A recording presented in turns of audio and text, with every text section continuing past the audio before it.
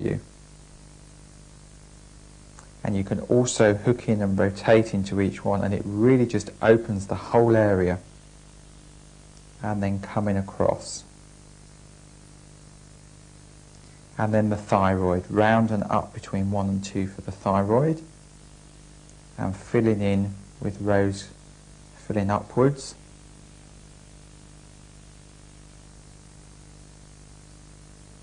Turn it round and come across.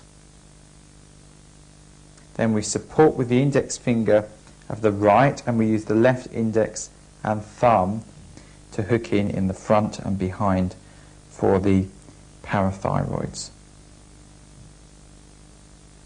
So now we're going to work the thymus. We turn the hand round, we come down about 1.25 inches, and we hook in. This pressure needs to go towards the 5th one. Hook in and press here. Remember, this is very good on the immune system, so a really good one to stimulate. Then hold the toes back and work up between 2 and 3, 3 and 4, and 4 and 5 for the lung. Now we're into the digestive area. We come down, trace down on the 3rd. The gallbladder is here. Press in and upwards and aim it towards the 5th toe, towards that zone. And then after you've picked it up and you've hooked into it, 1 row upwards for the liver, lift and come back, 1 row straight across, lift and come back, and 1 down, lift and come back. Then 1 down towards it, 1 straight across towards it, and 1 up towards it. So we're going over it. Remember, it's a very good detoxifying organ, the liver. We want to give some extra work to here, really to help it, and just give the gallbladder a bit of a little work each time you come back to it. Incorporate it in that movement. Then we're going to work across here for the stomach and then the pancreas with 3 rows going halfway across, just over halfway across, hooking in and working down now for the duodenum, for the first part of the small intestine. So we're working down here, this area here, until we get to here. Then we're going to find the ileocecal valve. That's the opening from the small intestine to the large intestine, the colon. Start a little bit lower, come up.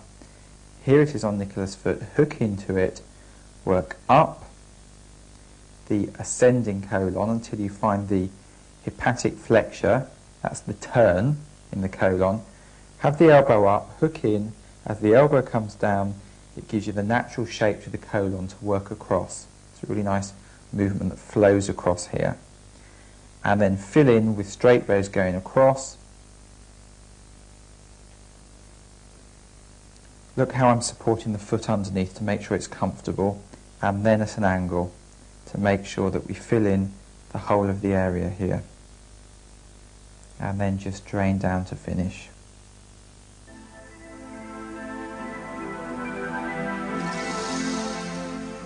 Now we're going to come down the leg. We're supporting the foot here with the left, and we're using the right to massage down nicely. It's a nice draining movement. It's not a squeezing or a heavy movement. It's a nice draining movement going towards the couch until we come down to the heel.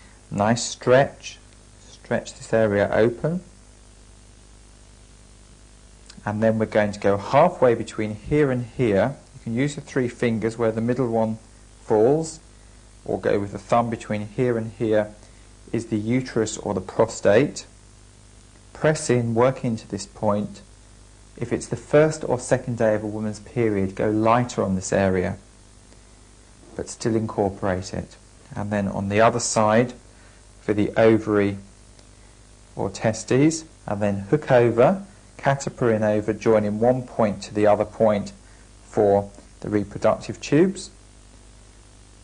Index and second finger back over a little bit higher for the lymphs, for the lymphatic area. When you get to this side, we're going to do 3 rows in front, and again this is for the lymphatic area. 3 in front and then 3 behind. And if you trace these lymphs up towards the upper part of Nicola's body, this will be the lymphs to the armpit. and then 3 in front,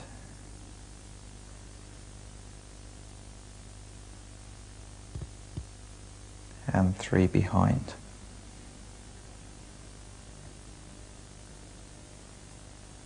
And again, I'm going to do some nice gliding movements. 1, 2, 3, and here as well. On the third one up here, I'm going to press in and work down until I come down to the sciatic point, which is just in here, just into the fleshy part above the heel. Hook in there, trigger that point, and then work back down here.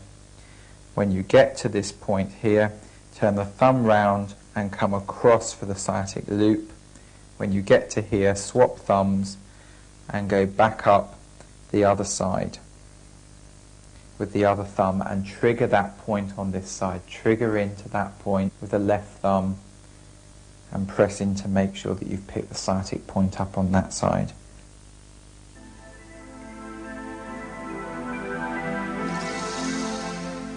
Then we come to the top of the foot, support at the top with the right, use the left to go down the side. This is going from the shoulder down to the elbow, to the lower arm, to the wrist, slipping over knee area here. See that? Caterpillaring up for the hip and caterpillaring down for the lower back, and then filling down here for any chronic low back problems. Come to the inside, fill in this area here. This is very good with any pelvic inflammation or pain, to just stimulate and work in here. And then our last row will bring us here to the coccyx, and this puffy area here, this round puffy area, is the bladder. From the coccyx we're going to do some rows, fanning out for the bladder. Always coming back to the coccyx to work from. That's a point that we always come back to work our next row from. And we do several rows, it's usually between about 4 and 5. Just go over this area again because it's important. As you can see, we just want to thoroughly work this area. So we're going to count 3 steps in, 3 small steps in from the middle part of the bladder. 1, 2, 3, and this is where we're going to locate the ureter tube, and we're going to go up here, stimulation up until we get to the kidney, which is going to be here, and we're going to hook into the kidney,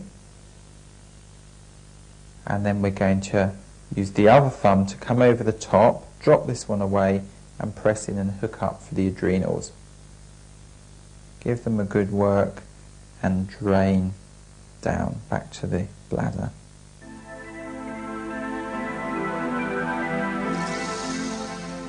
And now we're going to work the spine. The first part of the spine that we're going to work is going to be, and I'm just going to move myself up a little bit here so it's more comfortable to me, is going to be the 7 cervical vertebrae.